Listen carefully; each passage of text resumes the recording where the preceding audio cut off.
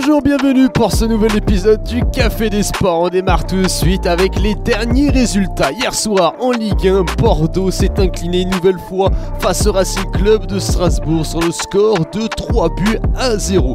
En Ligue 2, on notera le nul entre le Paris FC et le Racing Club de Lens, 2 buts partout. La victoire de Reims face à Niort, 2-1. Reims est toujours leader de ce classement de Ligue 2. En Bundesliga, on notera la victoire du Bayer Leverkusen qui s'est déplacé sur la pelouse de Stuttgart, 2-0. En Liga, le Desportivo Alavés s'impose 2-0 face à l'As Palmas. Du côté des matchs de jour, on vous propose cet après-midi la Ligue 1 avec notamment Paris qui accueillera le LOSC et ce soir le multiplex Ligue 1. Vous pouvez déjà retrouver tous les liens de live dans la description. En première ligue également, je vous laisse regarder le programme de la journée et également le programme de la Bundesliga. Un week-end chargé sur tous les championnats européens. On commence avec l'actualité. Bordeaux va mal. La défaite hier soir marque une 7e défaite seulement en 10 matchs. Les supporters ont demandé la démission de Jocelyn Gourvenec, l'entraîneur bordelais. Une image marquante, celle de la soirée où les supporters repliant les bâches et quittant le stade à la mi-temps.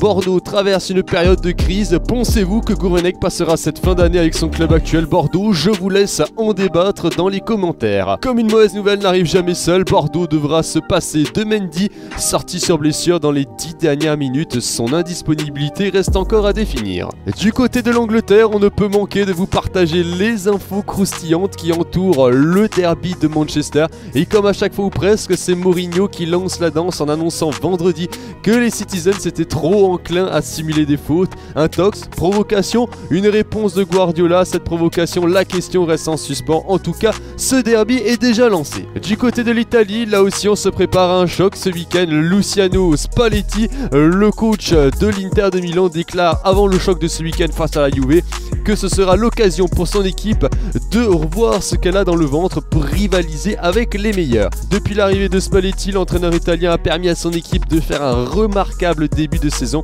Rappelons que l'année dernière, l'Inter n'était que à la 7e place. Aujourd'hui, dans le Grand Café, on s'intéressera au sujet sensible des supporters en France. La politique lancée il y a 7 ans par l'ancien président du Paris Saint-Germain, Le Pro, recommence à faire surface. Interdiction de stade, contrôle des bâches, hausse des tarifs dans les parcages, huis clos. À cela se rajoute également une hausse des sanctions de la Ligue envers les clubs. Ce week-end encore, nous assistons à un huis clos partiel au stade Vélodrome où les South Winners seront interdits de stade lors de la rencontre face à Saint-Etienne. Est-ce la fin des ultras en France qui se dessine?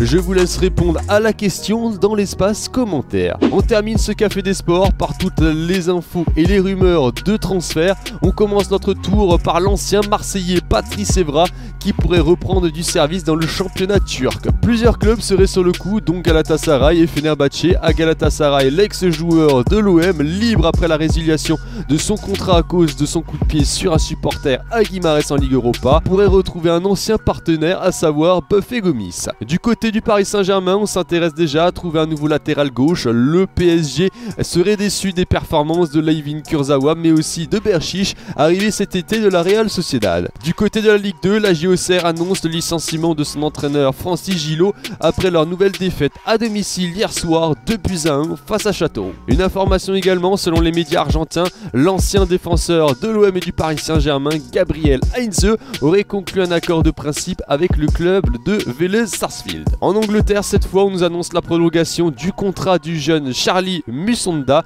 qui prolonge avec les Blues jusqu'en 2022. En Espagne, le dossier Griezmann est relancé par Manchester City. Si cet été Manchester n'est pas parvenu à enrôler Antoine Griezmann, le club anglais ne lâche pas l'affaire. L'international tricolore qui a prolongé avec les Colchoneros possède une clause libératoire estimée à 100 millions d'euros et United compte bien tenter sa chance dans ce dossier. Et voilà, c'est tout les amis pour ce nouveau Café des Sports. N'hésitez pas à liker et à partager la vidéo. Quant à moi, je vous retrouve demain pour de nouvelles infos et je sirote toujours mon petit café. Bonne journée à vous.